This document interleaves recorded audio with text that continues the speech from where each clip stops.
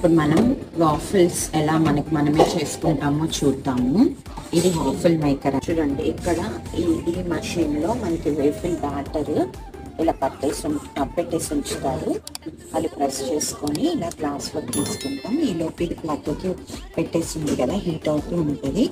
ఇది స్ప్రే అన్నమాట, అంటుకోకుండా వాఫిల్ స్ప్రే. దాన్ని ఉడకనిస్తాం. ఇప్పుడు తీసుకున్న బ్యాటర్ని ఇలా పోసుకోవాలి. చూసారా, ఇలా బ్యాటర్ పోసేసుకొని క్లోజ్ చేసేసి లిడ్. దీన్ని కంప్లీట్గా ఇలా టర్న్ చేసేయాలన్నమాట. అండ్ ఇక్కడ టైమర్ ఆటోమేటిక్గా అలా సెట్ అయిపోతుంది. బంద్ చేస్తే మన వాఫిల్స్లో సిరప్ వేసుకుంటేనే టేస్ట్ అన్నమాట.